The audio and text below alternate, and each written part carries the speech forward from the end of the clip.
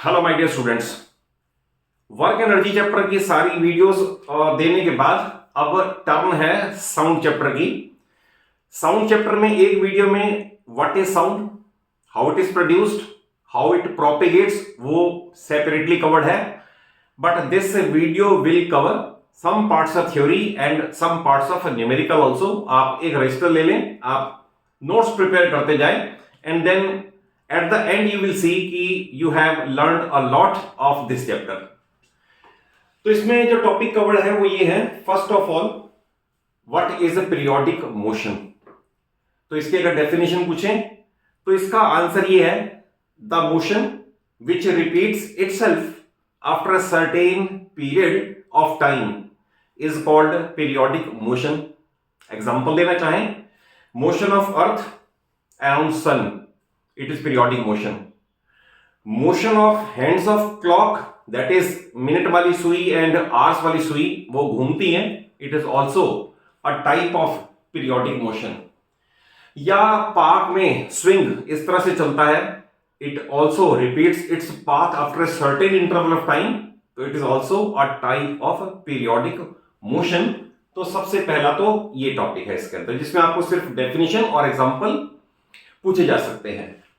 Then what is meant by wave, तो आप ये समझ ले, वेव जिसे हिंदी में कहें लहर, उसके अंदर क्या है, wave is a periodic disturbance in the medium in which particles transfer energy from one point to another simply by vibrating about its mean position. Wave में क्या है, जैसे suppose let us say ripples are produced on water, पानी पे जो लहरें पैदा होती हैं वो it is also an example of wave. तो अगर आप वेव के किसी पार्ट पे एक कॉर्क का पीस रख दें तो we observe cork simply moves up and down, that is particles of water they do not transfer but they simply vibrate about their mean position, that is particles of medium. अगर मान लें पूछे what is meant by medium, तो कोई सा भी substance जिसमें से साउंड ट्रेवल करे it is called medium for sound. वो सॉलिड, लिक्विड, गैस कुछ भी हो सकते हैं, तो दैट इज कॉल्ड मीडियम। तो वेव मैंने बताया periodic disturbance in which particles transfer energy from one point to another without their being direct contact, that is ripple का जो वाटर मॉलिक्यूल यहां पर है वो वहां पर एक्चुअल चल के नहीं जाएगा, but simply by transferring energy वो वेव ट्रेवल कर जाएगी। इसमें वेव की मोशन और पार्टिकल्स की मोशन दोनों अलग अलग हैं, अभी उनके कॉन्सेप्ट में भी आते हैं। तो it is the definition of wave. अब आता है क्लासिफिकेशन ऑफ वेव, और क्लासिफिकेशन भी on the basis of necessity of medium है। दो तरह का क्लासिफिकेशन है, नेक्स्ट जो है वो बाद में बताऊंगा उसे क्या कहेंगे। पहला मैं बता रहा हूं classification of wave on the basis of necessity of medium. तो दो तरह की वेव्स हैं, पहली they are called mechanical waves और उसका other name is elastic waves. तो those waves which require a material medium for its propagation they are called elastic waves और mechanical waves. For example sound waves, हम moon पे communicate नहीं कर सकते, interplanetary space में कम्युनिकेट नहीं कर सकते, रीजन बीइंग वहां पर वैक्यूम है। जहां वैक्यूम है, और वैक्यूम ना कहें तो due to lack of atmosphere, कोई मीडियम नहीं है जो साउंड को प्रोपेगेट करने में हेल्प करे, तो ऐसे जगह पर साउंड ट्रांसमिट नहीं हो सकती, आगे प्रोसीड या प्रोपेगेट नहीं कर सकती। Which require material medium they are mechanical waves, example मैंने बताया साउंड वेव्स। और दूसरा है electromagnetic waves, the waves which do not require any material medium for their propagation they are called electromagnetic waves. In fact वो varying electric और magnetic field के base पे travel करती हैं, जो आपको हायर क्लास में स्टडी करवाया जाएगा, बट वो वैक्यूम में भी ट्रेवल कर सकती हैं। It is important, that is electromagnetic waves they can travel through, जो आपको मैंने बताया medium at the same time. अगर वैक्यूम भी होगा तो they are able to travel. तो ये सबसे, जैसे रेडियो वेव्स है या सपोज टेलीविजन वेव्स है, ये जो आती है, they do not require any material medium for their propagation. Reason being इनका बेसिस ही इलेक्ट्रिक और मैग्नेटिक फील्ड का वेरिएशंस है, तो उस बेस पे ट्रेवल करती है। इसकी बहुत ज्यादा लिटरेचर आपके 9th के लेवल पे तो नीड नहीं है at least.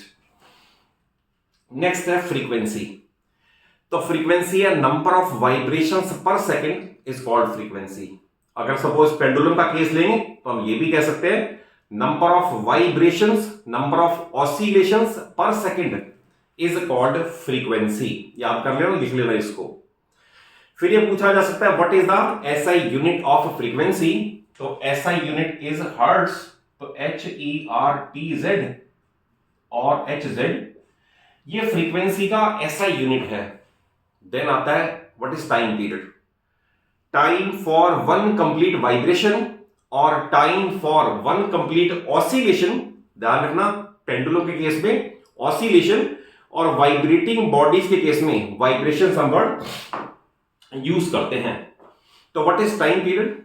Time for one complete vibration और one complete oscillation is called time period. Then आता है एम्पलीट्यूड। तो एम्पलीट्यूड क्या है। अगर सपोज कोई वेव ट्रेवल करती है इस तरह से, तो maximum displacement from mean position on either side of line of zero disturbance, line of zero disturbance is called amplitude of wave. Maximum displacement from a mean position, mean means line of zero disturbance, तो इसमें जो highest है ये amplitude को denote करेगा on either side, तो ये भी एम्पलीट्यूड को डिनोट करेगा। अब आता है classification of waves on the basis of propagation of wave and direction of motion of particles. ध्यान रखना, अगर आपसे यह पूछा जाए classification on the basis of necessity of medium, तो मैंने आपको पहले बता दिया elastic waves and electromagnetic waves. But ये बहुत इंपॉर्टेंट टॉपिक है कि how waves are classified on the basis of direction of propagation of wave and direction of motion of particles of medium. तो देखिए इसके अंदर एक वर्ड आता है ट्रांसवर्स वेव। अगर सपोज वेव ऐसे जा रही है और पार्टिकल्स ऑफ मीडियम ऐसे अप एंड डाउन कर रहे हैं, दैट इज ये है डायरेक्शन ऑफ वेव सपोज, और यहां मैं लिखूंगा यहां पर direction of movement of particles of medium, particles of medium. तो ये बनेगी डेफिनेशन ट्रांसवर्स वेव की। तो क्या लिखा जाएगा, तो ये लिखा जाएगा a wave in which particles of medium vibrate in a direction perpendicular to the direction of propagation of wave is called transverse wave. Remember, direction of propagation of wave और direction of motion of particles of medium they must be perpendicular. तो इस तरह से ये definition बनती है transverse wave की। Okay, अब आता है व्हाट इज लॉन्गिट्यूडिनल वेव। तो उसके लिए आप स्केच बनाएं तो इस तरह से बनेगा। ये तो बन जाएगा direction of propagation of wave, यानी ये सेम लिखा जाएगा। But particles of medium they move back and fourth means आगे पीछे। तो डेफिनेशन क्या लिखी जाएगी, the wave in which particles of medium move back and forth along the same direction as the direction of propagation of wave। इसमें क्या important है, same direction, उसमें परपेंडिकुलर, ये दोनों वर्ड नोट कर लेना। तो in which same direction it is called longitudinal wave. तो साउंड लॉन्गिट्यूडिनल वेव है। देखिए ध्यान से, अगर सपोज मैं बोल रहा हूं तो साउंड वेव इस दिशा में ट्रेवल कर रही है, इस दिशा में at the same time compression rarefaction भी ऐसे ही प्रोड्यूस हो रहे हैं, ऐसे नहीं हो रहे प्रोड्यूस, ऐसे ही अलोंग द सेम डायरेक्शन। इसीलिए sound waves are classified as longitudinal wave. But transfer में जैसे suppose ripples on water, wave ऐसे जा रही है इस तरह से, but cork up and down जा रहा है क्योंकि particles of medium simply up and down move कर रहे हैं. तो we can say ripples produced on water is an example of transverse wave and sound waves are examples of longitudinal wave. ये हो गया. देखिए इसमें न्यूमेरिकल बड़े आसान है कि ये वेवलेंथ है. तो what is meant bye wavelength? तो बड़ा सिंपल है. Distance between any two particles which are in same state of vibration is called one wavelength. और एग्जांपल या और इसकी डेफिनेशन इस तरह से, डिस्टेंस बिटवीन एनी टू क्रेस्ट्स और distance between any to troughs is also one wavelength. देखिए आप ध्यान से, मैं ये कह रहा हूं ए और बी, ये सपोज पॉइंट ए है, ये बी है, ये डिस्टेंस वन वेवलेंथ है, लेमडा से डिनोट हो रही है. मैंने आपको बताया distance between any two particles which are in same state of vibration, that is यहां से वेव अपवर्ड जाने की टेंडेंसी में है, इसके बाद यहां आने के बाद फिर अपवर्ड जाने की टेंडेंसी में है. तो we can say these two are in same state of vibration. तो ये डिस्टेंस वन वेवलेंथ है. हम ये भी कह सकते हैं, सपोज अगर मान लो इस वेव को मैं ऐसे भी ले जाऊं, तो डिस्टेंस बिटवीन एनी टू क्रेस्ट्स, ये क्रेस्ट्स हैं, ये भी वन वेवलेंथ है. और सपोज वेव ऐसे जा रही है और ये ट्रफ्स हैं, तो distance between any to troughs is also one wavelength. तो दो तीन तरह से ऐसा भी कह सकते हैं. Distance between any two consecutive compressions is one wavelength. Distance between any two consecutive rarefactions is one wavelength. But अभी जो मैंने यहां डायग्राम बना रखा है, तीन तरह से बताते डिफाइन करना. All are very much correct. Distance between any two points which are in same state of vibration, it is one wavelength. Distance between any two consecutive crests is one wavelength.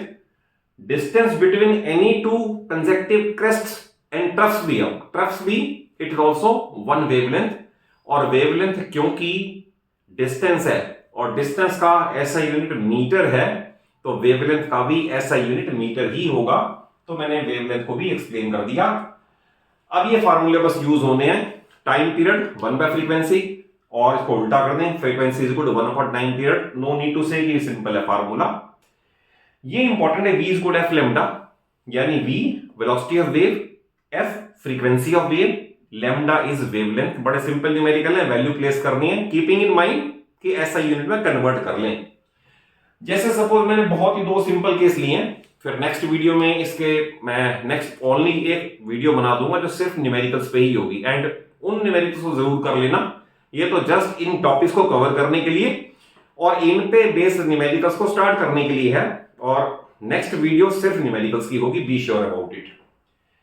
Question है, a human heart beats 75 times per minute, what is its frequency? तो मैंने आपको बताया frequency is number of vibrations per second. तो यहां पर ये हो गया कि frequency is number of beats per second, तो that is number of beats upon time. तो आप ये मान लें फ्रीक्वेंसी में नंबर ऑफ बीट्स है 75 और दे रखा है पर मिनट 60 सेकंड्स बना दिए. इसे करते हैं 5/4, दैट इज 1.25, तो हर्ट्ज. आंसर आ गया. Therefore, frequency in this case is 1.25 hertz. Next, the speed of sound wave is 330 meter per second. That is wave velocity 330 meter per second. एक तो ये दे रखा है. And its wavelength lambda is equal to 1.5 centimeter. तो इसे convert कर दें. ये कर दें 1.5 अपॉन 100 मीटर. इसे कर दें 15 अपॉन 1000 मीटर. इसे कर दें 3/200 मीटर. क्योंकि ऐसा यूनिट वेवलेंथ का मैंने अभी आपको बताया मीटर है, ये सेंटीमीटर में था. मीटर में कन्वर्ट कर लिया, अपॉन 100 किया, डेसिमल हटाया, अपॉन 1000 हो गया, 5 से कैंसिलेशन किया, ये आ गया. अब क्वेश्चन ये है कि क्या ये साउंड हमें ऑडिबल होगी या नहीं होगी. तो इसके लिए भी आपको बता दूं कि human ears are sensitive towards sound ranging from 20 hertz to 20,000 hertz. इससे बियॉन्ड या इससे कम कुछ एनिमल्स, कुछ इंसेक्ट्स, कुछ बर्ड्स तो सुन सकते हैं और प्रोड्यूस भी कर सकते हैं, but human ears are sensitive towards 20 to 20,000 hertz frequency, इतने वाली। बट इसमें भी एक चीज और आपको ऐड कर दूं कि ड्यू टू एज फैक्टर ये अपर लिमिट जो है ये कम भी हो जाती है। मे बी कि an older person may not be able to hear sound wave of frequency 18 or 20,000 hertz, may be उसकी लिमिट 16,000, 15,000 या 14,000 रह जाए, बट वेरी यूजुअली वी से 20 to 20,000 हर्ट्ज। तो ये एक हेल्दी ह्यूमन ईयर की सुनने की आपको बता रखी है रेंज। अब इसके अंदर हमने करना क्या है कि अगर फ्रीक्वेंसी इसकी इसके बीच में आएगी 20 से लेकर 20,000 हर्ट्ज तक, तो हम कहेंगे ऑडिबल है, नहीं तो नहीं है। तो फार्मूला सिर्फ ये है v is equal to F lambda, v is equal to F into lambda. v velocity of wave 330, frequency अभी अननोन है, एंड लैम्डा इज 3/200। इसे करोगे frequency is equal to 330 into 200/3, इसे करोगे 110, इसे करोगे 22 और 1000 और hz हर्ट्ज। तो इसके बाद ये लिखना है since we are not able to hear sound wave of frequency more than 20,000 hertz, hence this sound will not be audible to us. और 20 और 20,000 हर्ट्ज आपको जब मैंने बताया ये ऑडिबल रेंज है। इसके ऊपर और न्यूमेरिकल्स भी आएंगे, और v equal to F lambda पे जिसमें ग्राफ बेस्ड न्यूमेरिकल्स होते हैं, आपको डायग्राम बना के दे देंगे, कभी एक क्रेस्ट और एक ट्रफ की डिस्टेंस दिखाएंगे, कभी दो क्रेस्ट के डिफरेंस दिखाएंगे। तो आपको उससे समझना है कि वेवलेंथ या वेवलेंथ अपॉन 2 क्या दे रखा है, वेव वेलोसिटी क्या है। तो वो नेक्स्ट वीडियो सिर्फ न्यूमेरिकल्स की होगी। तो अगर आपको कॉन्सेप्चुअली समझ आया हो, वीडियो अच्छी लगे, जरूर एक अच्छा सा लाइक दे दो, अपने सभी फ्रेंड्स को, सभी क्लासमेट्स को वीडियो जरूर शेयर कर लो, और चैनल सलूजा क्लासेस को सब्सक्राइब कर लो, सो दैट आपकी पूरी 9th और 10th पूरी फिजिक्स, केमिस्ट्री और मैथ्स मैं अपने चैनल पे आपको वीडियोस ऐड करता जा रहा हूं। And in every video I am emphasizing upon concepts. कहीं भी मैं आपको क्रैमिंग के लिए एडवाइस नहीं करता, कहीं भी आपको मैं ये गारंटी नहीं देता कि ये वाले क्वेश्चन एज इट इज आएंगे। I want to provide you a broad platform of knowledge, क्योंकि नॉलेज ही पावर है, नॉलेज ही फ्यूचर है, नॉलेज ही लाइफ है। तो I am trying my best कि आपको सिर्फ नॉलेज ही प्रोवाइड करो। Thank you for watching the video.